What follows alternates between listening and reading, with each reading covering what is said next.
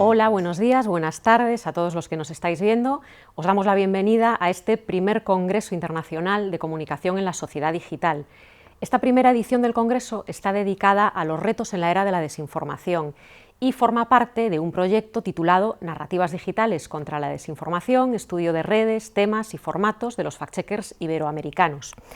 Se trata de un proyecto financiado por la Agencia Estatal de Investigación que hemos dirigido el profesor Alberto Dafonte y yo misma desde junio de 2020, que vamos a cerrar ahora con este evento online. Aunque este congreso da cobertura a muchos temas del ámbito de la comunicación, a lo largo de sus 9 simposios vais a encontrar fundamentalmente contenidos relacionados con las causas y consecuencias de la desinformación, con periodismo digital, con alfabetización mediática y digital y también con verificación de datos o fact-checking. Y precisamente este es el aspecto en el que se va a centrar nuestra conferencia inaugural, presentada por Vivian Rangel. Vivian es periodista de formación, fue profesora de Literatura y Cultura en la Universidad de Santiago de Compostela y desde hace casi 3 años trabaja en la Fundación Maldita. Aquí se ocupa de temas que tienen que ver con la alfabetización mediática y la estrategia educativa. Hoy ha tenido la deferencia de acompañarnos para hablarnos de primera mano precisamente del papel que tienen fact-checkers como Maldita en la lucha contra la desinformación. Desde aquí queremos darte las gracias, Vivian, por tu colaboración y queremos también agradecer a todos los investigadores e investigadoras que se hayan animado a participar enviando sus comunicaciones en esta primera edición del Congreso. Muchas gracias a todos y Vivian, cuando quieras. Hola, muchas gracias, Mabel. Bueno, antes de empezar, agradezco yo, ¿no? O sea, muchas gracias, Mabel Míguez y Alberto Dafonte por la invitación, o sea, por estar aquí hablando un poco sobre el papel de los fact-checkers en la lucha contra la desinformación durante este primer Congreso Internacional de Comunicación en la Sociedad Digital. Pues como les decía, precisamente lo que voy a hacer es contaros un poquito qué hacen los fact-checkers, ¿no? Qué hacen los verificadores dentro de esta lucha contra la desinformación. Yo soy Vivian, yo trabajo en Maldita.es, que es una fundación sin ánimo de lucro que está especializada en verificación. No sé si todos conocéis Maldita, mucha gente nos conoce por los desmentidos que publicamos todos los días, pero además de desmentir bulos, nosotros trabajamos con verificación de información y con transparencia. Y eso es muy importante porque dentro de la fundación hacemos periodismo, ¿no? Somos fact-checkers. Supongo que todos conocéis un poquito el trabajo de los fact-checkers, que básicamente son periodistas que están especializados en verificación. Hacemos lo que llamamos periodismo para que no te la cuelen. Diariamente hacemos una monitorización del discurso político, del discurso público, de las redes sociales y intentamos desmentir los bulos que sean más virales, más peligrosos y que contaminen precisamente ese discurso público, ¿no? También trabajamos actualmente desmintiendo muchos tipos de timos que lamentablemente se multiplican en los últimos días y también hacemos artículos de contexto y eso es muy importante, ¿no? Hacemos artículos que se llaman Maldita Explica sobre temas que generan muchas dudas, que generan muchas preguntas en la sociedad. Por ejemplo, hoy podéis leer en Maldita algo sobre criptomonedas, por ejemplo, que son las criptomonedas, los peligros de los timos relacionados a criptomonedas, y también podéis leer, por ejemplo, que votar por correo es seguro, cómo funciona, qué hay que hacer para votar por correo. Entonces trabajamos con periodismo de contexto también. Yo trabajo específicamente en Maldita Educa, que es la parte de Maldita que está enfocada a alfabetización mediática. Soy periodista, pero soy profesora, fui docente durante muchos años también, y lo que hacemos actualmente es preparar todos los colectivos para afrontar la información y la desinformación. Es básicamente el trabajo que tengo yo dentro de Maldita. Maldita es actualmente una fundación que tiene, ¿no? Empezamos con muy poquita gente y hoy somos más de 40 personas trabajando. Podéis ver en la diapositiva las secciones que trabajamos, pues desde la sección central, que es Maldito Bulo, Maldita Ciencia, también muy importante porque en esta sección lo que hacemos es desmentir bulos relacionados con ciencia, con salud, datos, trabajamos con datos, con encuestas, con peticiones de transparencia también sobre información que sea de interés público, tecnología, hemeroteca y secciones que son más nuevas porque fueron creadas pensando en la tipología y en las narrativas más frecuentes, ¿no? De los bulos que nos llegaban. Por ejemplo, Maldito Timo, que habla un poco de cómo la gente crea desinformación para timarte, para quedarte con sus datos, con tu dinero, ¿no? Alimentación, que es un tipo de desinformación muy frecuente, cada vez más frecuente, sobre todo entre los jóvenes. Clima, sabemos todos que hay grandes narrativas que niegan el cambio climático, por ejemplo. Migración, que es un tema fundamental también porque antes de la pandemia casi un tercio de la desinformación que nos llegaba tenía relación con el colectivo migrante, con los refugiados. Feminismo también, por la desinformación relacionada con género. Y Maldita Educa, que es donde trabajo yo, que promueve lo que es la alfabetización mediática en todos los colectivos. Hoy os voy a contar un poquito sobre la dieta informativa. Empiezo hablando un poquito sobre la dieta informativa en España, porque es importante saber cómo consumimos información, cómo preferimos leer las noticias, si sabemos lo que es noticias, si nos interesan las noticias, ¿no? Hablamos un poco de por qué hablamos tanto sobre desinformación y llegamos a lo que sería el centro de la comunicación, ¿no? Que es el papel de los fact-checkers en la lucha contra la desinformación. El último punto, desafíos para el futuro, tiene como objetivo hablar un poco de lo que estamos trabajando ahora, pero sobre todo lo que vemos que es importante para el futuro de la verificación y de los fact-checkers, ¿no? El desafío número 1, ¿no? Que es llegar a más personas, cómo hacernos relevantes, cada vez más relevantes, llegar a más gente.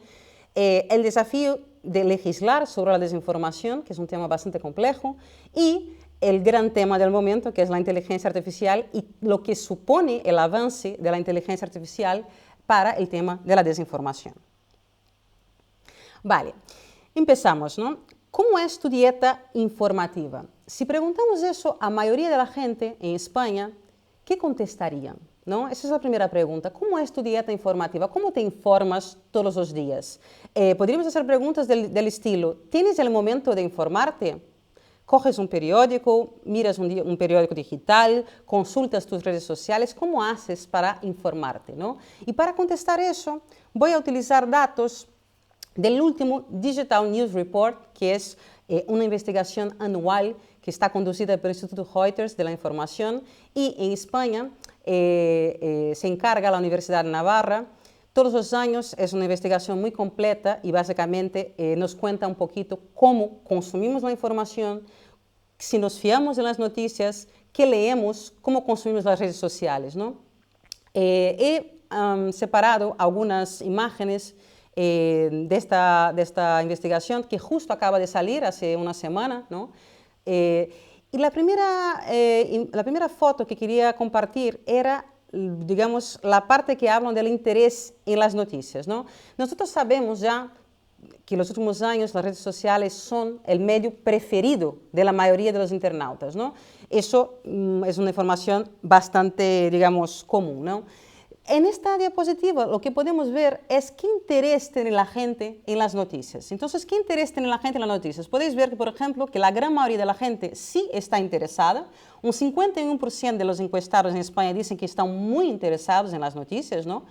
Pero, ojito, que en 2023 tenemos un 51% de gente interesada, mientras en 2015 teníamos un 85% de las personas interesadas en las noticias. ¿Qué quiere decirnos eso, no? Pues podríamos decir que la gente está un poco saturada, ¿no? Que la gente tiene una saturación informativa, que la gente desconfía de las noticias, que la gente tiene la percepción de que las noticias son negativas, que son estresantes, que no quieren informarme. Eso pasó mucho, por ejemplo, ¿no? Después de la pandemia. Y también podría indicarnos que hay un cambio en relación a los hábitos de consumo de nuevos formatos, ¿no? Porque la gente prefiere a lo mejor consumir nuevos formatos que son más condensados, que son más resumidos y no lo que se suele conocer como noticia, ¿no? Al mismo tiempo, la gente no confía en las noticias, es decir, está interesada pero no se fía, ¿no? Y en este caso, por ejemplo, podemos ver que en el caso español estamos debajo de la media de Europa. Solo un 33% de la gente confía en las noticias la mayoría de las veces, que es un índice bastante bajo. O sea, hay una intensa desconfianza en las noticias. Desconfianza que llega a un 40% de la gente. Es decir, por un lado, un 33% que se fía y por otro lado, un 40% que desconfía. Este es el porcentaje más alto desde que se empezó a hacer este estudio. Es decir, si vemos en 2015 teníamos un porcentaje de 34% que desconfiaba, ¿no? Perdón, de 33% que desconfiaba, hasta llegar hoy que un 40% de la gente dice, ¿no?, que desconfía. También es cierto que en España la gente está muy preocupada por la desinformación y eso puede ser un reflejo de este índice, ¿no?, de un 40%. La gente, España es uno de los países europeos donde hay más preocupación por la desinformación. Vale, ¿qué más podemos saber leyendo este informe del Digital News Report? Podemos ver que la gente, ¿cómo busca noticias, ¿no? ¿Cuáles son las principales vías de acceso a las noticias? Pues ya sabemos que son las redes sociales, pero es muy importante tener en cuenta que la gente se informa a través de algoritmos. ¿Y qué quiere decir eso? Quiere decir que la gente no va activamente a buscar la información. La información llega. La información llega a través de algoritmos, redes sociales, agregadores de noticias, ¿no? Y eso es muy importante porque no siempre la gente es consciente de cómo consume la información. Muchas veces no hacen la distinción entre lo que es consumir información activamente y pasivamente. Y aquí vemos que la mayoría utiliza algoritmos. Otros buscan efectivamente medios específicos, otros utilizan buscadores buscando noticias, pero la gran mayoría de la gente, ¿cómo se informa hoy? A través de algoritmos, ¿no? Vale. Otra pregunta muy interesante que hacen este año, ¿no? Bueno, de hecho es una pregunta que hacen ya desde hace algunas ediciones, es ¿cómo seleccionan las noticias? Bueno, si yo me informo por algoritmos, ¿quién selecciona lo que leo, lo que consumo como información, ¿no? Aquí tenemos que ver que la gente está de acuerdo o no está de acuerdo que los algoritmos seleccionen sus noticias, pero es curioso ver que hay más gente que prefiere que las noticias las seleccione un algoritmo que gente que prefiere que las noticias las seleccione un periodista. Lo que de nuevo nos indica que hay una profunda desconfianza en el trabajo periodístico, ¿no? Hay una gran importancia los algoritmos de recomendación. O sea, en nuestro consumo informativo los algoritmos de recomendación tienen un papel fundamental. De manera general, la gente no está muy contenta que su consumo de noticias sea mediado ni por algoritmos ni por editores y periodistas. Pero fijaros que la gente está más contenta que la selección de noticias se haga a través de su perfil de internauta, es decir, a través de lo que el algoritmo cree, a través de mis datos, de lo que me puede interesar o no, que lo haga un periodista que, en teoría, y sabemos todos, es un profesional que está formado para seleccionar y producir noticias, ¿no? Entonces, ¿por qué os cuento todo eso? Porque este panorama que tenemos ahora es un panorama que va a indicar que hay cambios muy fuertes en el consumo informativo y nos va a dar las claves para entender, primero, por qué hablamos tanto sobre desinformación, segundo, por qué el papel de los fact-checkers es fundamental hoy, ¿no? Y tercero, ¿qué podemos hacer para tener un consumo informativo más consciente, ¿no? Que yo sepa lo que estoy consumiendo, qué fuentes estoy utilizando y por qué estoy consumiendo esas fuentes, ¿no? Hablamos al inicio que hay una saturación informativa y eso es muy, muy evidente, sobre todo después de la pandemia, cuando tuvimos tanto tiempo para consumir noticias y estábamos tan preocupados en buscar información, ¿no? Hay cambios que muchos investigadores llaman infoxicación. Estamos intoxicados en noticias, ¿no? Estamos tan intoxicados que a veces es muy complicado identificar esses contenidos que estão llegando todos os dias. Lo que quiere decir que no sabemos lo que es información, lo que es opinión, lo que es entretenimiento, lo que es publicidad, ¿no? ¿Y por qué no sabemos? Porque antes, cuando consumíamos información, teníamos lo que podéis ver en la foto, ¿no? En Maldita le llamamos el ancla, ¿no? Eran anclas a las cuales nos podíamos agarrar para saber que en este momento lo que estábamos consumiendo era información. Por ejemplo, los pitos de la radio, ¿no? La cabecera del informativo, la portada del periódico, por ejemplo.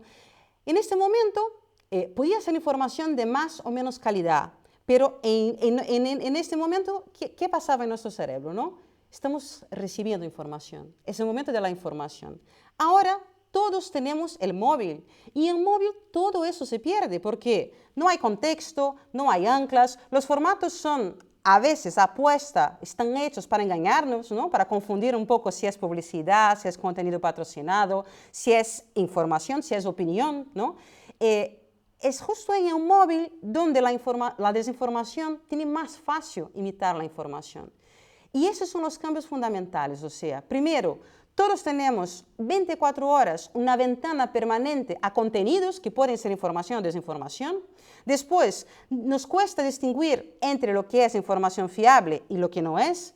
Y nos cuesta entender qué formato estamos consumiendo. Opinión, información, entretenimiento.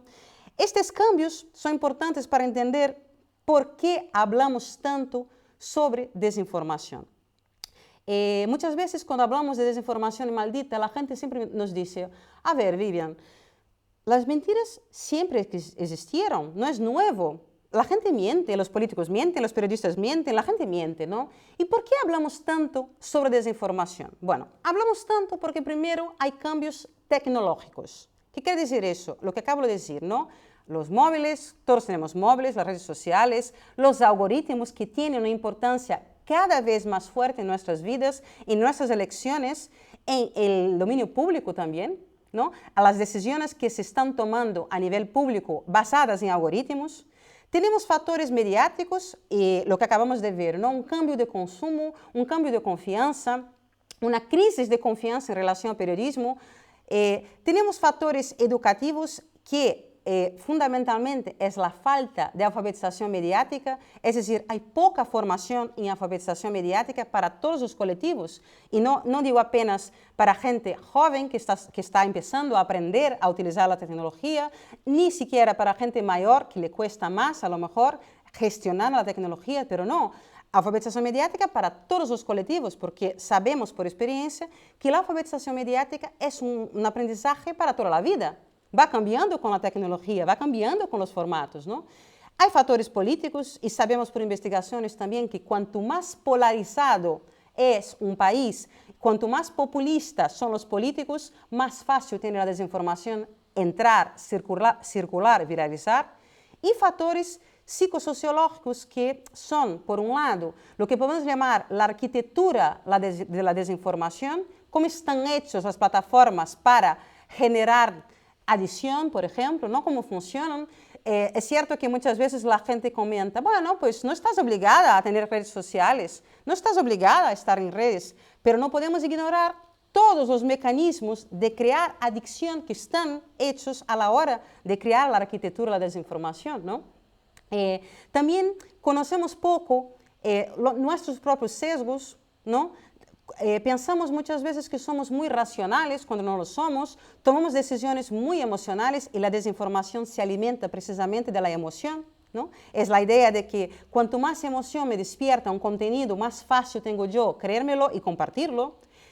No conocemos cómo funcionan las cámaras de eco, los filtros burbuja y todos esos factores indican un cambio muy importante, indican por qué la desinformación nunca circuló de manera tan virulenta como circula ahora. Vale, yo estoy todo el tiempo hablando de desinformación y no sé si sabéis todos, ¿no? Yo no hablé en ningún momento de fake news. Y de hecho, si consultáis los simposios, todo el material de este evento, podéis ver que no se habla de fake news, ¿no? ¿Y por qué no se habla de fake news? ¿Por qué se habla de desinformación? De manera general, hay un consenso ya, o bueno, a la mayoría de las investigaciones habla de desinformación y no habla de fake news o noticia falsa, ¿no? Cuando hablamos de desinformación, bulo y maldita, hablamos de una mentira que se viraliza, una mentira que se hace viral. Y es verdad que se puede mentir con muchos formatos. Se puede mentir con una foto, con un vídeo, con un audio, con un deepfake, con un sorteo, con una encuesta sacada de contexto, con datos alterados, ¿no? Y ese es el primer motivo por el cual no hablamos de desinformación, de fake news, hablamos de desinformación. ¿Por qué? Porque cuando hablamos de fake news o noticia falsa, hablamos de un formato muy asociado a contenidos que intentan imitar contenidos periodísticos. Por eso no hablamos de noticia falsa, hablamos de desinformación. Además, no hablamos de noticia falsa y fake news porque sabemos que es un término que muchos políticos y mucha gente utiliza precisamente para atacar al periodismo, ¿no? Todos nos acordamos de un famoso político americano que gritaba a los periodistas, "You are fake news". Y por eso no hablamos fake news nosotros. Tampoco hablamos fake news porque sabemos que si es una noticia, y si hablamos de noticia, hablamos de información contrastada. Entonces, si es noticia, no puede ser falsa, es imposible, ¿no? Hablamos de desinformación. Hablamos de desinformación y ¿por qué se crea desinformación? Pues desde Maldita sabemos que se puede crear desinformación por muchos motivos, pero principalmente por dinero, ideología o por simple maldad, por crear el caos, ¿no? Lo que llamamos crear el caos. Esas mentiras pueden venir en muchos formatos. Pueden ser vídeos, pueden ser audios, capturas, imágenes, deepfakes, fotos creadas por inteligencia artificial, falsas contas en redes sociales, encuestas manipuladas, memes y muchos otros.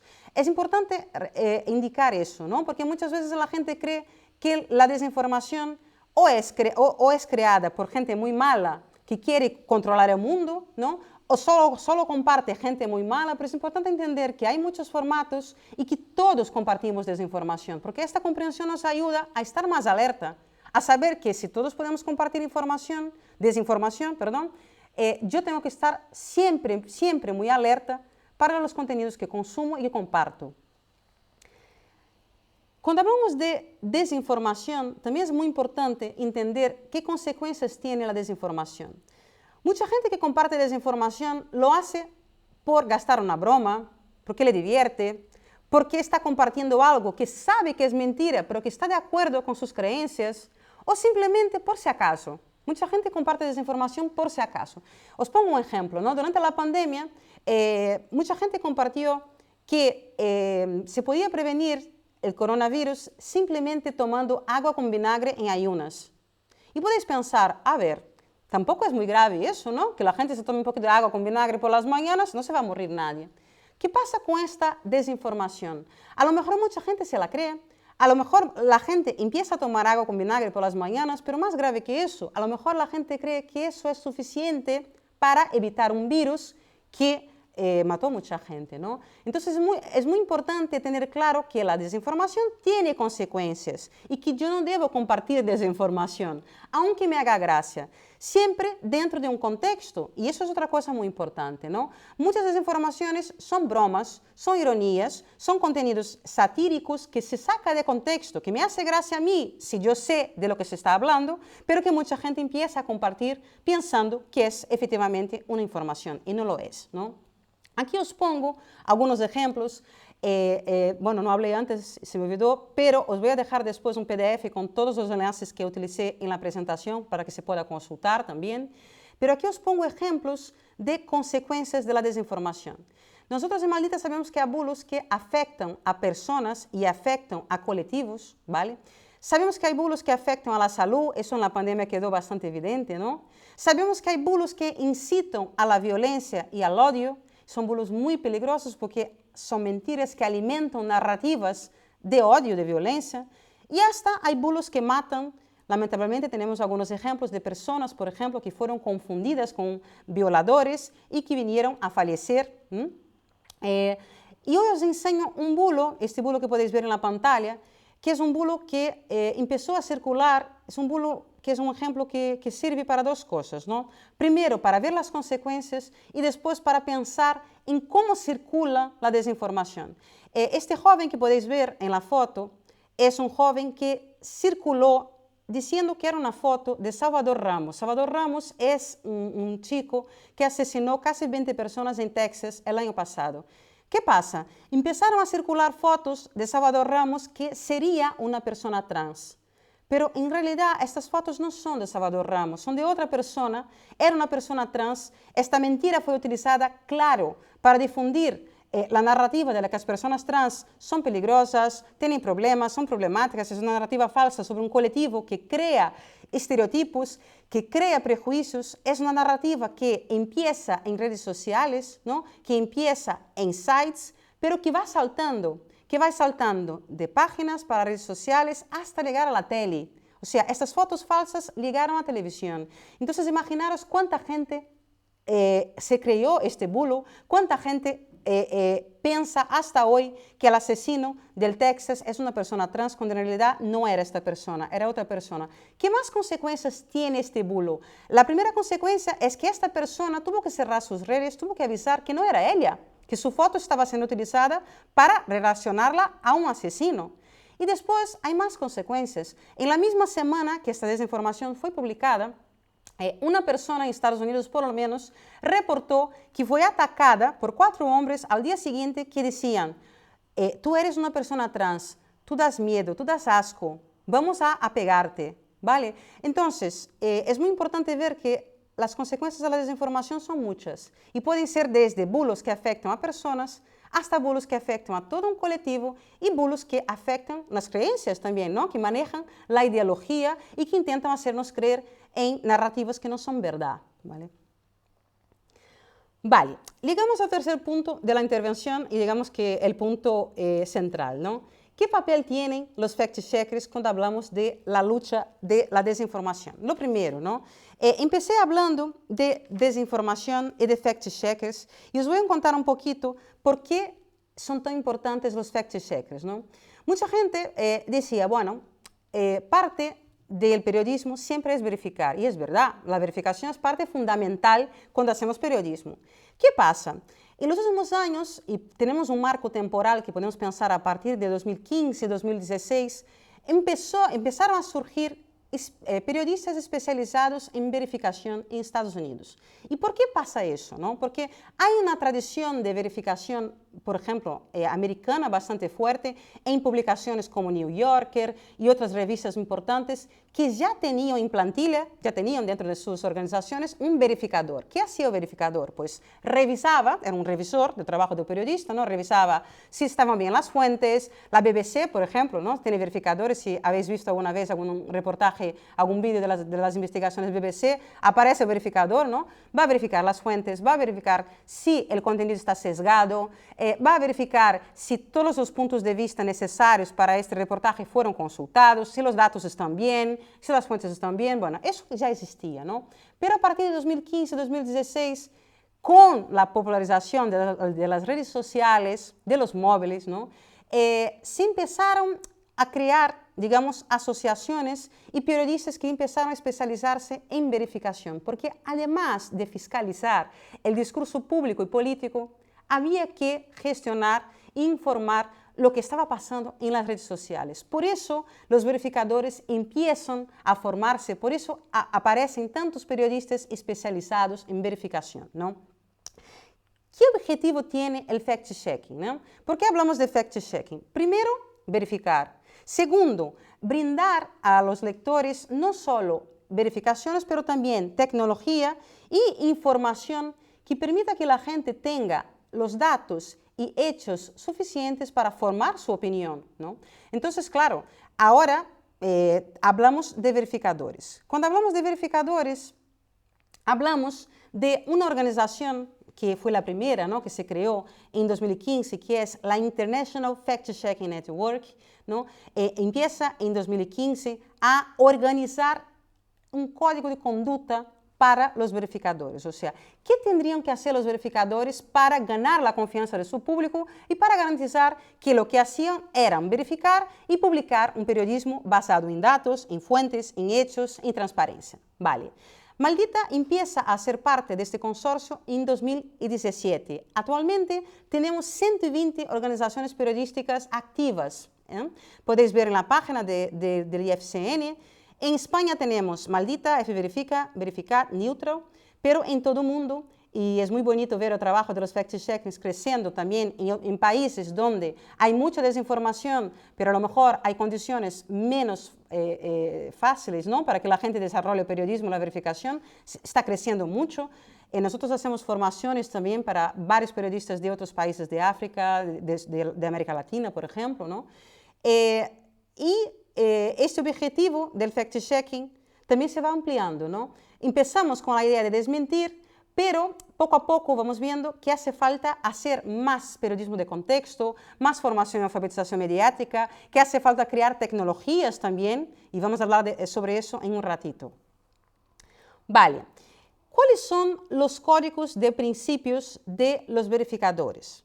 Esos son los principales. Cada organización tiene que desarrollar su código de principios. Si queréis ver los códigos de Maldita, simplemente tenéis que entrar en la página porque está escrito toda nuestra metodología, nuestro código de principios, cómo utilizamos las fuentes. Por ejemplo, el hecho de que todas las fuentes que se utilizan en Maldita tienen que estar indicadas, tienen que ser expertas, no nos vale con según nuestras fuentes, según los... No. ¿Quién dice? ¿Quién habla? ¿Dónde está el estudio? Enlace, enlace y enlace, ¿no? Este código de principios básico, ¿qué dice? Que la organización de verificadores tiene que ser apartidista, tiene que invertir en equidad, tiene que tener un compromiso con la transparencia de fuentes, tiene que tener un compromiso con la transparencia de financiación y organización, lo que quiere decir que toda nuestra financiación está publicada en la página, podéis ver, como somos una fundación, no podemos tener ningún tipo de compromiso con empresas, obviamente, con políticos. Tenemos un compromiso con la transparencia metodológica, eso también es muy importante, porque el lector tiene que saber durante todo el tiempo que está leyendo el desmentido cómo lo hicimos. Y lo contamos en el desmentido. Contactamos con representantes, hicimos una búsqueda inversa de imágenes, utilizamos esa tecnología. Todo eso está escrito para que el lector entienda cómo hicimos el desmentido. Y un compromiso con una política de corrección abierta. En otras palabras, obviamente todos cometemos errores, somos personas, pero si hay que corregir, es necesario indicar. Entonces, en el artículo se indica corrección hecha este día por este motivo. O cuando se añade alguna información que no se tenía en el momento de la publicación, también se explica, también se indica. Vale, esto sería, digamos, los compromisos de la International Fact-Checking Network, pero como dije antes, ¿no? Es una organización que está creada por el Instituto Poynter en Estados Unidos y reúne organizaciones de todo el mundo. ¿Qué pasa? En los últimos años, también con las diferencias que hay entre el contexto europeo y el contexto americano y la legislación europea y americana, también se hizo necesario crear lo que sería el EFCSN, que es el European Fact-Checking Standards Network. Es bastante nueva, empezamos a crear, y digo empezamos porque Maldita es una de las organizaciones que coordina esta red de fact-checkers, ¿no? Tenemos Maldita, Pagella en Italia, AFP, Demagogue y otras, podéis ver en la foto, ¿no? Pero es un consorcio que está formado por fact-checkers europeos para crear nuevos estándares de integridad también más relacionados con el contexto europeo, ¿no? Y con la legislación europea. Ahora mismo está creada este modelo, está creado un código de estándares, ¿no? Y lo que estamos haciendo ahora es hacer una selección de más fact-checkers europeos que van a ser parte de este consorcio. Es importante ver que también tenemos organizaciones que le llamamos de OSINT, ¿no? Open Source Intelligence, que son inteligencias de fuentes abiertas. ¿Por qué? Porque con el avance de tecnología sabemos que es muy importante para los verificadores controlar la parte tecnológica de la verificación. Muchas veces la gente piensa que verificar es muy complicado en el sentido tecnológico, ¿no? Que necesitamos muchas herramientas para verificar. Y eso es cierto si, por ejemplo, tenemos que verificar un deepfake, una foto, por ejemplo, creada por inteligencia artificial, si está muy bien hecha, cada vez es más complicado verificarla, ¿no? Pero la verdad es que la mayor parte de la verificación que hacemos es verificación que se hace con investigación periodística y con observación, ¿no? Son las grandes herramientas que tenemos. Pero es verdad que cada vez más la tecnología se desarrolla y hace falta estudiar más cómo funciona el sistema, las plataformas, las herramientas que se utilizan para crear desinformación. Vale, ese código de estándares que está justo ahora, que acaba de ser creado, va a ayudar a definir qué criterios queremos para el futuro de independencia, transparencia, metodología, la calidad periodística que queremos tener para todos nuestros miembros, ¿no? Y para todas, para también reconocer qué organizaciones de verificadores europeos siguen este código y tienen un trabajo basado en datos, fuentes, transparencia. Y me repito porque eso es muy importante, ¿no? Vale. ¿Cómo trabajamos en Maldita? ¿No? Nosotros trabajamos, ya conté, ¿no? Con expertos, con datos, con hechos.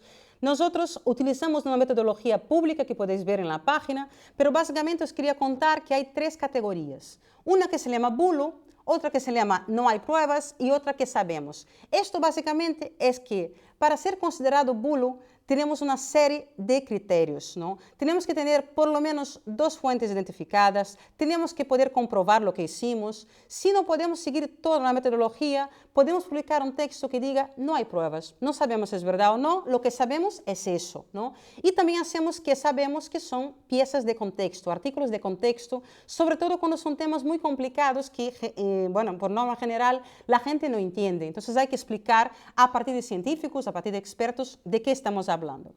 Tenemos un método y es un método que llamamos el palante, ¿no? ¿Qué es el palante? Para que un bulo sea publicado, para que se publique un bulo, 4 personas del equipo de Maldita, son 10 que tienen derecho a voto en esta editores de Maldita, ¿no? Tienen que decir palante, o sea, tienen que decir que ok para esta publicación. ¿Qué significa? Que está revisada, que está editada, que sigue la metodología, que es transparente, que indica las fuentes, que indica las herramientas, todo eso está bien. Entonces tenemos 4 palantes, se publica. Si hay personas que dicen que no se publica la pieza, hay que reescribirla, hay que rehacerla. Eso es muy importante porque muchas veces trabajamos con el criterio de objetividad, somos lo más objetivos posibles, pero cuanto más gente tenga revisión y opinión, pues más probable es que esta pieza salga bien, sin sesgos, sin problemas, ¿no? Sin errores. ¿Y qué seleccionamos? ¿No? Seleccionamos, la gente pregunta, ¿pero cómo verificáis? ¿No? Pues utilizamos 2 criterios fundamentales, la viralidad y la peligrosidad. Cuanto más peligroso puede ser un bulo, más rápido vamos a verificarlo, porque por supuesto supone un peligro a la salud pública, pues a la gente, a fomentar determinadas ideologías, prejuicios, estereotipos, ¿no? Estereotipos. A veces desmentir es muy rápido. Y os pongo un ejemplo que a la gente muchas veces le parece gracioso, ¿no? La gente dice, bueno, ¿quién se va a creer en eso? Pero es un bulo que circuló bastante, ¿no? Porque precisamente alimenta ideologías. Podéis ver una foto de la familia real que estaría vestida con colores de la bandera republicana. Esta foto, que podéis decir, Vivian, a ver, claramente es una foto manipulada. Pues bueno, es fácil desmentirla. ¿Por qué? Porque hacemos una búsqueda inversa, hablamos con la Casa Real y desmentimos y identificamos la foto original fácilmente porque está publicada por toda Internet y podemos escribir el desmentido. Y podemos decir que esa foto es una foto manipulada y que la familia real no utilizó una bandera republicana en la graduación de la princesa Leonor. A veces es rápido y se publica rápido. A veces lleva mucho tiempo. Y, por ejemplo, os pongo por ejemplo este bulo, que era un vídeo que hicieron, era un vídeo manipulado, que tenía la portavoz de Más Madrid, Mónica García, diciendo que los MENAs, los menores extranjeros no acompañados, este acrónimo que se refiere a los menores, ¿no? Que recibían pagas mensuales de entre 300 y 1.125 euros, como afirma este mapa. ¿Por qué lleva tiempo desmentir eso? Porque para desmentir eso hay que contactar con todas las comunidades autónomas. Hay que confirmar que no existen estas pagas. Hay que confirmar qué tipo de ayudas tiene cada comunidad para este colectivo de menores extranjeros, ¿no? Entonces, este bulo que circuló muchísimo y que nosotros como fact-checkers nos preocupamos porque vemos que se está viralizando, para desmentirlo lleva tiempo. Y por más que tengamos mucha prisa en desmentir y hagamos lo más rápido posible, por supuesto, para hacerlo bien, dentro de la metodología, a veces lleva tiempo. Y eso es un ejemplo claro de que desmentir a veces lleva tiempo. Vale. Mucha gente pregunta, vale, estás trabajando, sois unos cuantos, pero la desinformación sigue ahí. O sea, hay mucha desinformación, cada día hay más desinformación. ¿Vuestro trabajo vale la pena? O sea, ¿sirve para algo? ¿No? Es una pregunta que nos hacen a veces. ¿Sirve para algo vuestro trabajo? Vale. El trabajo de los fact-checkers es muy nuevo y como os contaba, ¿no? Las organizaciones de fact-checkers empiezan a ser creadas a partir de 2015, 2016. La gente empieza a especializarse en verificación a partir de esta fecha. Hay pocos estudios hasta ahora, de momento, que puedan comprobar si el trabajo de los fact-checkers funciona o no, pero sí los hay, y hay algunos, y paso a enseñaros porque creo que es importante entender qué tipo de estudio se hace y qué conclusiones hay hasta ahora. Por ejemplo, este estudio es muy interesante, y lo pongo de primero porque me gusta, porque analiza 4 países que tienen realidades muy distintas, y en todos los países concluye que el fact-checking funciona. Y no solo funciona, tienen efectos duraderos a la hora de eliminar falsas creencias, ¿no? Ese estudio, por ejemplo, se hace en Argentina, en Nigeria, en África del Sur y en Inglaterra, y concluye que sí funciona el fact-checking. Otro estudio, os paso a enseñar, es un estudio que está hecho en Estados Unidos, habla del contexto americano, pero es muy interesante porque dice que el fact-checking funciona, pero no solo que funciona en grupos ideológicos muy distintos. ¿Qué quiere decir eso? Que cogen grupos con intereses políticos muy distintos y hacen una investigación, enseñan bulos, trabajan el fact-checking y notan que sí, que el trabajo de los fact-checkers funciona también en ambientes donde hay muchos sesgos, ¿no? En ambientes donde hay mucha ideología. Y por último, para hablar un poco de otra realidad, en este caso hablamos de Chequeado, que es un verificador de Argentina. Con Chequeado tenemos varios proyectos en común. Tenemos Fact Chequeados, que es un proyecto que habla de verificación para latinos en Estados Unidos. Son compañeros de Maldita, ¿no?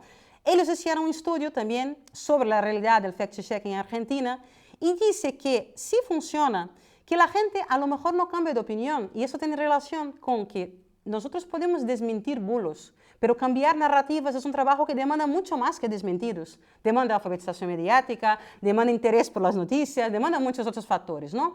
Pero ellos lo que dicen es que el fact-checking reduce el incentivo para compartir contenido desinformante o alejado de la evidencia, que es un punto fundamental. Es decir, que si yo conozco el trabajo de los fact-checkings, mis ganas de compartir desinformación reducen, ¿no? Bajan. Y eso es fundamental. Cuanto menos mentira circula, más fácil es acceder también a información de calidad.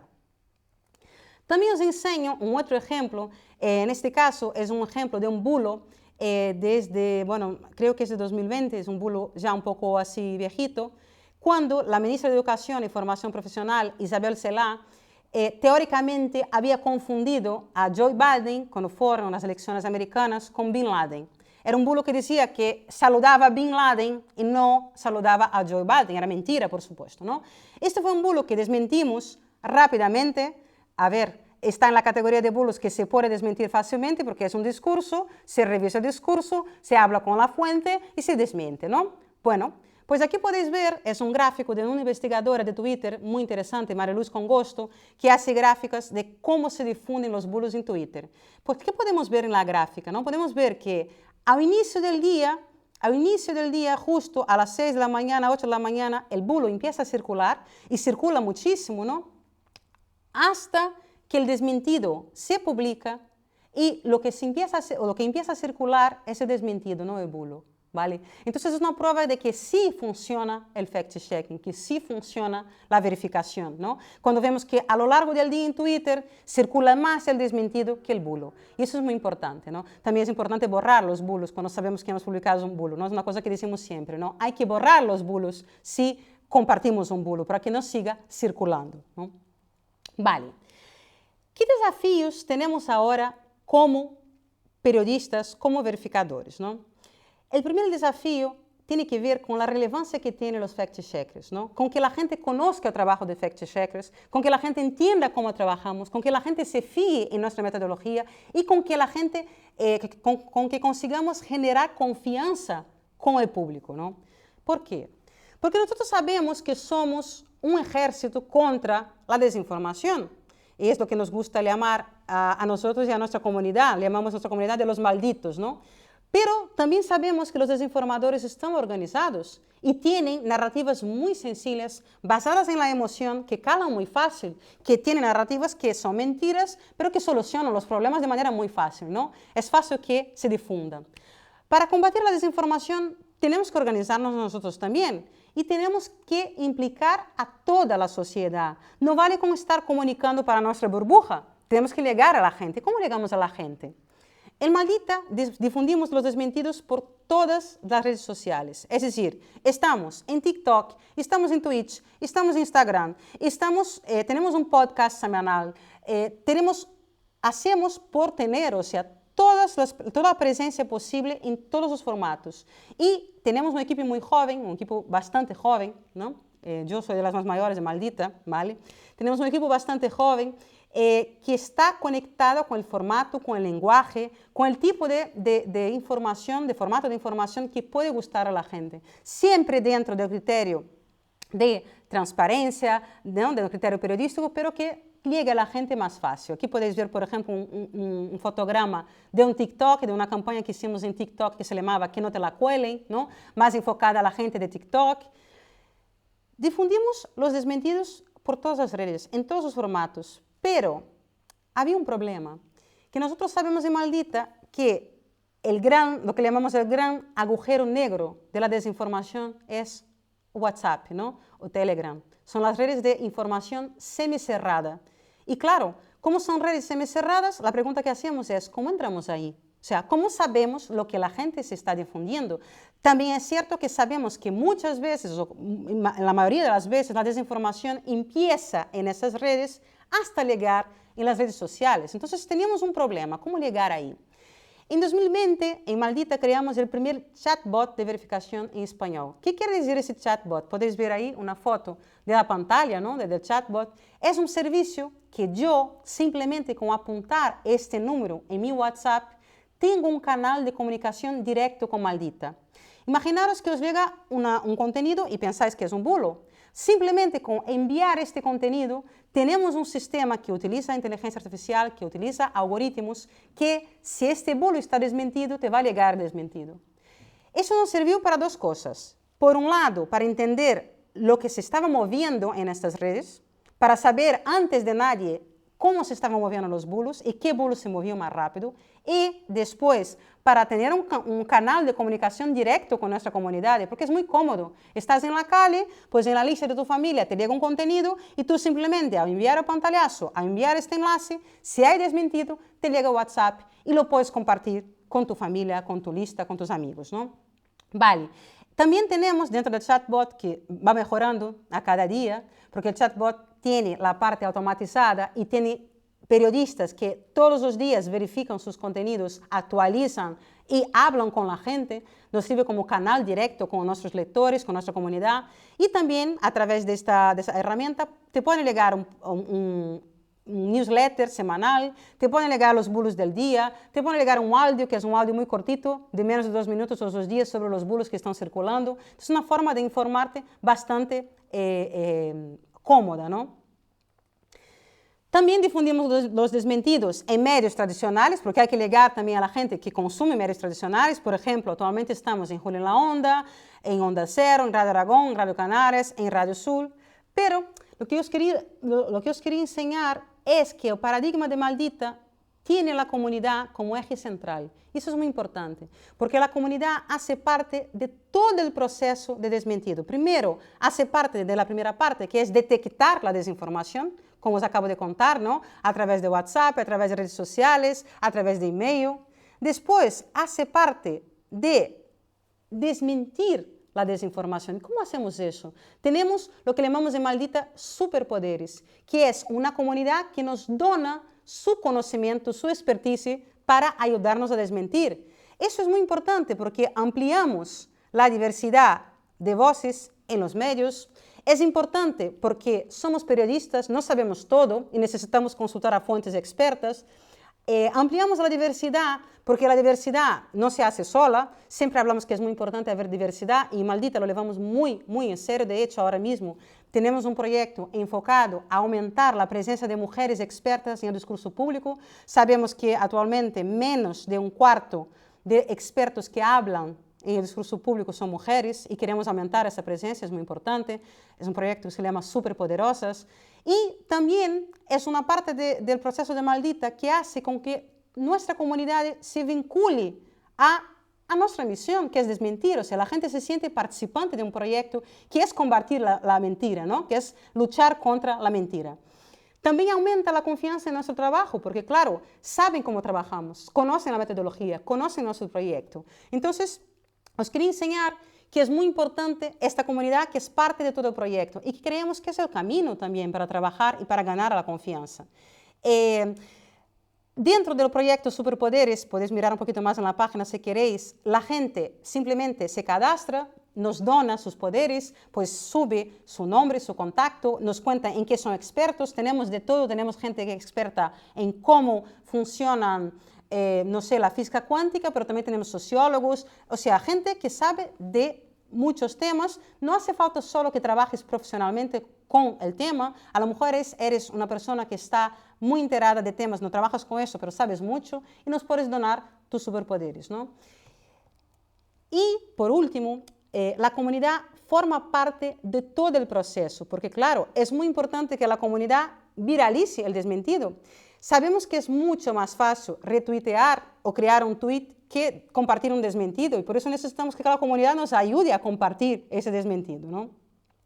La comunidad puede llevar ese desmentido a los lugares donde se mueve la desinformación.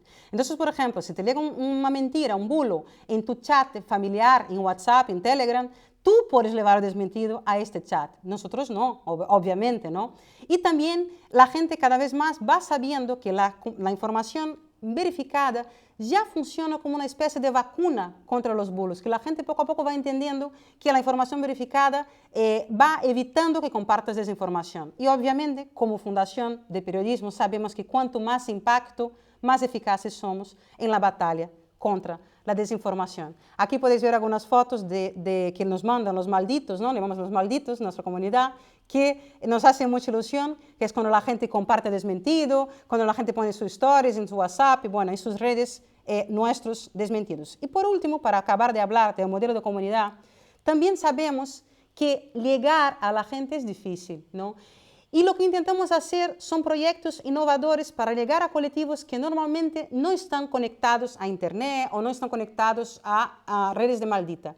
Este proyecto justo acabamos de ahora, se llama el Bulo Bus, que era una caravana de alfabetización mediática que estuvo en casi 20 pueblos de toda España, pueblos pequeños, entre abril y mayo, en un proyecto que estaba enfocado sobre todo a ayudar a los mayores a detectar bulos y timos que circulan en Internet. Es un proyecto que tuvo el apoyo del Google News Initiative y lo que hacíamos era llegar con el Bulo Bus en la plaza del pueblo, contar a la gente que hacíamos en Maldita y por la tarde hacer una clase teatralizada de qué son los bulos, cómo se mueven los bulos, cómo hay que protegerse. A través de actividades lúdicas, didácticas, pues llegamos a gente que a lo mejor de otra manera no sabrían que existe Maldita, que existen los verificadores y los peligros de la desinformación. Y la verdad que fue un proyecto bastante bonito, yo pude estar en alguna ciudad y la verdad que nos hizo mucha ilusión porque notas que tu trabajo, y ese es el desafío, ¿no? Llega a la gente de formas distintas, ¿no? Y puede llegar a más gente. Vale. También hacemos alfabetización mediática, desinformación para todos los colectivos, de eso ya os conté, en Maldita Educa, que es donde trabajo yo, ¿no? Hacemos formaciones de muchos tipos, ¿no? Desde formaciones que tienen que ver con la parte tecnológica, con alfabetización digital, con alfabetización mediática, pero cada vez más hacemos formaciones que se adaptan a cada tipo de público, porque la desinformación que circula entre los jóvenes, por supuesto, no es la misma desinformación que circula entre los mayores, porque sabemos que cada colectivo necesita tener una formación en herramientas distintas. Hay gente que quiere aprender a verificar y hacemos formaciones para enseñar a periodistas también, ¿no? Y cada vez más hacemos formaciones que enfocan la necesidad de promover el pensamiento crítico, que es un pensamiento crítico que la gente siempre habla, bueno, es necesario el pensamiento crítico, pero claro, es difícil entrenar a veces el pensamiento crítico en una sociedad donde hay tanta desinformación, hay tanta información y hay tanta velocidad, ¿no? Este meme siempre me gusta utilizarlo, me gusta mucho, ¿no? Porque es precisamente cuando le llamamos atención a la gente que si nosotros no tenemos conocimiento sobre nuestros sesgos, sobre cómo la gente utiliza falacias lógicas, cómo las redes están polarizadas, es muy complicado entender cómo circula la desinformación. Entonces, claro, es un meme que dice que tienes que estar alerta, y hay algo que repetimos siempre, ¿no? Si dudas, no compartas, tienes que estar alerta, y si conocemos cómo funciona nuestra mente, si sabemos que nuestra mente nos engaña, si sabemos lo que son los heurísticos, los sesgos, las falacias, es mucho más fácil evitar que compartamos contenidos desinformadores. Bueno, tenemos otras herramientas que voy a enseñar muy rápidamente. Tenemos un escape room que nos hace mucha ilusión porque habla de desinformación sobre el colectivo migrante también. Está en castellano, inglés e italiano. Tenemos nuestra caja de herramientas que está pensada para que cualquier persona pueda verificar, por ejemplo, desde herramientas muy sencillas como verificar una foto, os llega una foto, ¿no?, a móvil. ¿Cómo se verifica esta foto? En 2 segundos. ¿Cómo hago una búsqueda inversa de foto y sé que eso es mentira y así no comparto y alerto a la gente que está compartiendo, ¿no? Tenemos herramientas. Cada una de esas herramientas tiene una explicación de cómo utilizarla, tiene enlaces, entonces cualquier persona puede utilizar la caja de herramientas. Tenemos un MOOC también, que son materiales didácticos que para amplificar la alfabetización mediática. Cualquier persona puede hacerlo, es un MOOC rapidito, cortito, en hora y media como mucho lo haces perfectamente, está disponible. Y llegamos a, bueno, esa sería serían, digamos, nuestras respuestas o nuestras actitudes hasta ahora al primer desafío, ¿no?, que es ser más visibles, ¿no?, ser relevantes en la sociedad. Ahora paso a lo que sería el segundo desafío, ¿no?, legislación. Y es una pregunta muy, muy complicada porque la gente suele preguntar, bueno, vamos a ver, simplemente hay que legislar, ¿no? Si la gente comparte desinformación, hay leyes, multas, arrestadas, etc. Legislar sobre desinformación es muy complicado, ¿vale? Hay muchos ejes de acción que nosotros desde Maldita creemos que hay que hacerse antes de pensar en legislar. La educación, la tecnología, la comunidad, el periodismo, ¿no? Nosotros en Maldita creemos que la ley puede ayudar a combatir la desinformación, pero es imposible solucionar todo el problema, ¿no?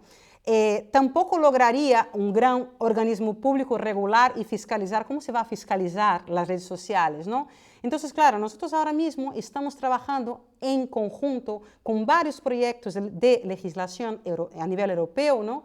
Pero la verdad es que creemos que los ejes de la acción pública en realidad deberían ser la educación, la tecnología, la comunidad y el periodismo, más que la legislación.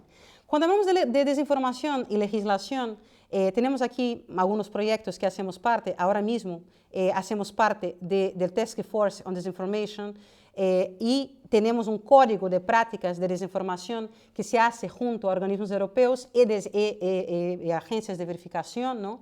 Pero es importante tener en cuenta que legislar sobre desinformación afecta un derecho muy fundamental, que es el derecho a información, ¿no?, a opinión. Entonces, claro, es muy complicado hablar del tema y legislar. ¿Qué pensamos nosotros sobre información y legislación, ¿no? Lo primero, ahora mismo hay más conciencia sobre la necesidad de hablar sobre regulación. Dentro de Maldita tenemos compañeros que hacen específicamente trabajo en políticas públicas, ¿no? Esos compañeros ayudan, por ejemplo, a crear lo que es la Ley de Servicios Digitales. Es un marco muy importante dentro del panorama de la legislación porque es un marco que incluye medidas concretas para luchar contra la desinformación en varias áreas, ¿no? Por ejemplo, antes había un código de conductas, que era un código de conductas voluntario para las plataformas. Como podéis imaginar, no tuvo grandes resultados, era voluntario. Ahora hay una ley que dice que las plataformas tienen que comprometerse a mitigar los riesgos de la desinformación. Esta ley acaba de ser puesta, ¿no?, en vigor, ¿no? Ahora mismo hay un cambio fundamental, muy importante, que es que las plataformas ya no son vistas como intocables, ¿no? La Unión Europea sabe que hay que exigir de las plataformas más medidas contra la desinformación. Todo eso que está pasando ahora nos hace pensar que durante los próximos años lo que tenemos que preguntarnos es, primero, ¿las plataformas cumplieron sus compromisos? Segundo, si la respuesta es sí, ¿cuánto esto tuvieron a la hora de reducir la circulación y el consumo de desinformación online, ¿no? Son dos preguntas que hay que hacerse en los próximos años porque la ley es bastante reciente. Cuando hablamos de legislación también, nosotros en Maldita creemos que la regulación es muy importante que no sea vista como la reforma del gobierno. El gobierno entiende eso. la reforma de tal partido, ¿no? Porque sabemos que la desinformación es un problema de Estado y necesita soluciones de Estado. Por eso, dentro de este proyecto, no solo miembros del gobierno tienen que decidir, hace falta periodistas, gente que trabaja con desinformación, miembros de la sociedad civil, o sea, es hace falta un conjunto de gente que decida junta, ¿no? Más que soluciones, os pongo algunos desafíos que sabemos que hay a la hora de legislar, ¿no? Primero, ¿qué se entiende sobre desinformación? ¿Quién decide qué es la desinformación? ¿Qué pasa, por ejemplo, con contenidos que la gente crea como bromas, como ironía y circulan como desinformación? ¿Quién va a decidir qué es verdad y quién es mentira? ¿Las plataformas, los gobiernos, los verificadores? ¿Quién? ¿No? ¿Qué metodología va a utilizar? La metodología va a ser una metodología transparente, ¿no? ¿Qué consecuencias sufren los que crean y diseminan la desinformación? Es muy complicado saber quién ha creado una desinformación. Es lo mismo crear y difundir una desinformación, ¿no? ¿Y cómo de efectiva va a ser esta legislación? Después, ¿cómo las plataformas van a gestionar los contenidos ilegales? ¿Qué hacen con los contenidos ilegales, no? ¿Cuál es el papel de las autoridades públicas en el fomento de una sociedad? Y después, muy importante, ¿cómo crear normas que no se queden obsoletas? Eso pasa, por ejemplo, con las nuevas redes sociales, ¿no? Las normas que se crean para Instagram no valen para TikTok, ¿no? Entonces, ¿cómo creamos normas que no se queden obsoletas rápidamente? Vale, paso a tercer desafío y es el tema del momento, ¿no? La inteligencia artificial. O sea, ¿qué pasa con el fact-checking si hay un avance tremendo en herramientas de inteligencia artificial? Bueno, nosotros en Maldita, desde el inicio del proyecto de Maldita Tecnología, hablamos sobre algoritmos, plataformas de inteligencia artificial. Primero porque consideramos que es fundamental que la gente entienda cómo funcionan. Si yo no sé cómo funciona una plataforma, si yo no soy consciente del modelo de negocio de una plataforma, si yo no soy consciente de los datos que doy yo para estas plataformas, ¿cómo puedo decidir si lo que estoy compartiendo es algo que me beneficia a mí o no, ¿no? Cuando empezó todo el tema de la inteligencia artificial, es muy curioso porque nosotros en Maldita desde hace pocos años, o sea, no sé, hace 2 años, siempre contábamos a la gente que la gente estaba muy preocupada por la inteligencia artificial, pero nosotros lo que nos preocupaba no eran los deepfakes, no eran las fotos creadas con inteligencia artificial, eran los cheapfakes, la desinformación baratita, ¿no? la desinformación que la gente hacía en 2 minutos. Ahora eso empieza a cambiar. ¿Y por qué empieza a cambiar? Porque hay un avance tan tremendo en la inteligencia artificial, en la inteligencia generativa de imágenes, ya avançado tan rápido en los últimos años con herramientas que vosotros conocéis como DALL-E, Midjourney, que ahora es muy fácil que cualquier persona simplemente escribiendo 2 líneas de descripciones consiga imágenes muy realistas, ¿no? Entonces, ¿qué ha cambiado? ¿No? Que antes crear un deepfake, que antes crear una imagen con inteligencia artificial era caro, demoraba, tardaba mucho, ¿no? Y solo gente con conocimiento técnico muy avanzado podía hacerlo. Ahora cualquier persona puede crear una foto con inteligencia artificial. Os enseño un ejemplo que fue bastante visto, ¿no? Es la foto del Papa con un abrigo bastante peculiar, ¿no?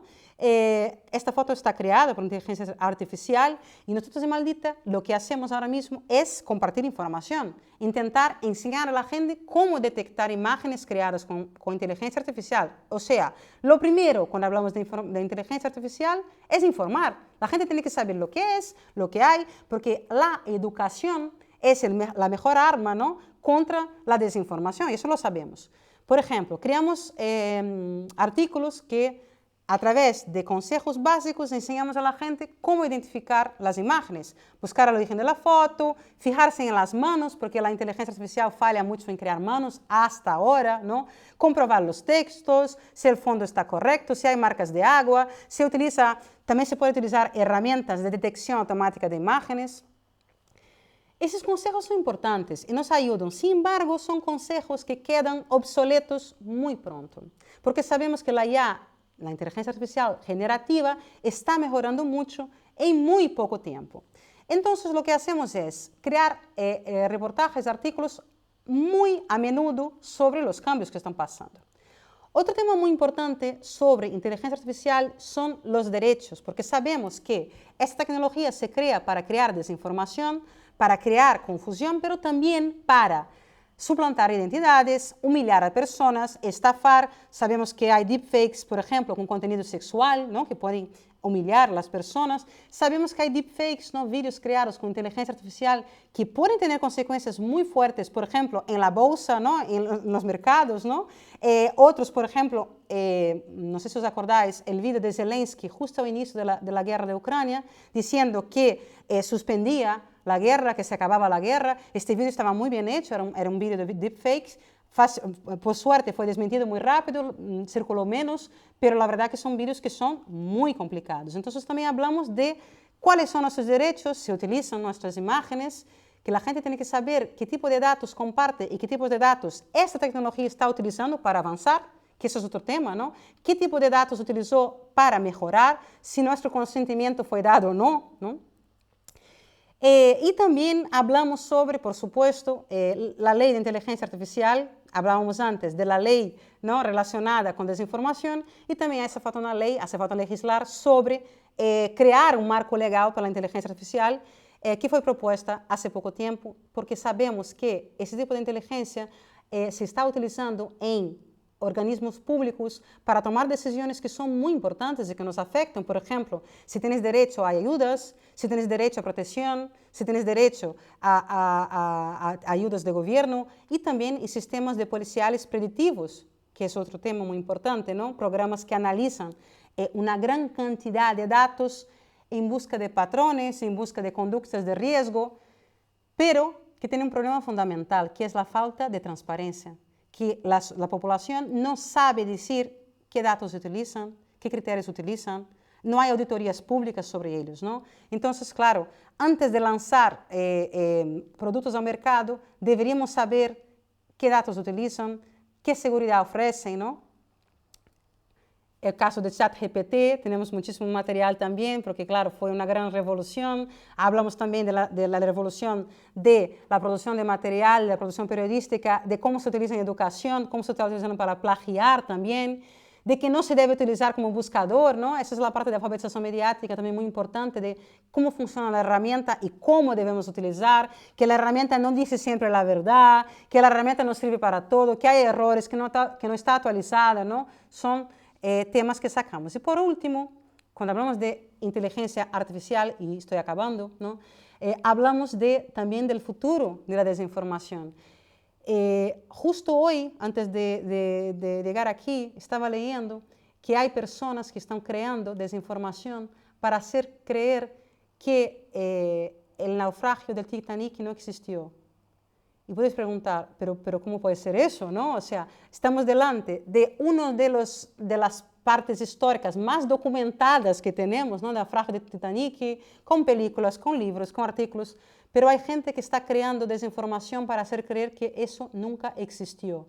Ese es un ejemplo. El otro ejemplo que tenéis en la foto son imágenes generadas con inteligencia artificial que dicen, por ejemplo, que existió un mundo en Tartaria, que existían gigantes, que existían pie grande, ¿no? que existían cosas que no existían, a partir de fotografías, a partir de imágenes creadas con inteligencia artificial. Eso nos hace preguntar, ¿no? Si esa inteligencia artificial va a afectar también la memoria histórica colectiva, ¿no? ¿Cómo vamos a saber qué pasó? Si va a llegar a afectar eventos de actualidad o si simplemente van a ser desmentidos, van a ser mentiras, ¿no? Que va a afectar solamente a aquellos que ya creen en esas conspiraciones. Eso aún no sabemos, ¿no? Son temas bastante novedosos, pero sí es verdad que nos preocupa porque alimentan teorías conspiratorias, ¿no? Relacionadas con el encubrimiento de sucesos históricos, ¿no? Cuestionando de nuevo el marco histórico, las fuentes históricas, los expertos, ¿no? Vale. ¿Cómo puede ayudar la inteligencia artificial al futuro de la información? Hablamos de problemas, ahora hablamos de soluciones, ¿no? Porque claro, la inteligencia artificial es una tecnología y como toda tecnología puede ser buena o puede ser mala, ¿no? Se puede utilizar para bien y para mal, ¿no? Ahora mismo ya estamos utilizando inteligencia artificial para filtrar contenidos. En Maldita utilizamos para filtrar contenidos de la desinformación que nos llega. Podemos utilizar detección de potencial desinformación. Podemos encontrar patrones, porque sabemos que la inteligencia artificial maneja una cantidad de datos que nosotros no podemos, ¿no? Podemos monitorizar campanhas desinformadoras a través de la inteligencia. Podemos detectar imágenes inventadas que son muy difíciles de detectar al ojo humano, ¿no? En Maldita ya utilizamos a la inteligencia en nuestro chatbot, ya utilizamos la inteligencia para ayudar a identificar narrativas. Por ejemplo, si un bulo habla de narrativas que defienden que no existe el cambio climático y otro bulo es distinto, pero habla del mismo, las podemos agrupar en un conjunto de narrativas que ayudan a los investigadores a estudiar qué narrativas desinformadoras se mueven más a menudo. Y también estamos en un consorcio europeo que crea tecnologías de inteligencia artificial. Básicamente son medios que se reúnen para crear un algoritmo que permita analizar más fácilmente textos, audios, vídeos en distintos idiomas, ¿no? Para seleccionar qué contenidos tienen más alto riesgo de desinformación. Esos contenidos, por supuesto, no sustituyen el trabajo de los verificadores, son siempre revisados por fact-checkers para seguir también alimentando y entrenando la herramienta. Nosotros siempre hablamos que lo más importante es la educación, siempre tenemos que preguntar cómo funciona la IA, hasta qué punto decide el algoritmo, hasta qué punto decide nosotros, hasta qué punto tenemos también que empoderarnos en la utilización de las herramientas, entendiendo cómo funcionan y decidiendo cómo queremos utilizarla, ¿no? Y muy importante, ¿no? Entender que eso es un aprendizaje para toda la vida. Que yo hoy lo que sé de inteligencia artificial, mañana debo saber más porque va a cambiar, ¿no? Y cambia muy rápido. Vale, acabo por aquí con dos ideas claves, ¿no? Si tuviera que elegir dos ideas claves de todo eso que hablé ahora, ¿no? Me quedarían con dos ideas, ¿no? Primero, el fact-checking funciona, ¿no? En Maldita tenemos la experiencia de ver que el modelo que más funciona incluye la participación de la comunidad en todas las fases del proceso. El proyecto tiene que incluir un trabajo que se basa en datos, en hechos y transparencia. La confianza de nuestra comunidad es el valor más importante que tenemos, ¿no? Y la segunda idea sería que entre los principales desafíos de los fact-checkers está ayudar a entender.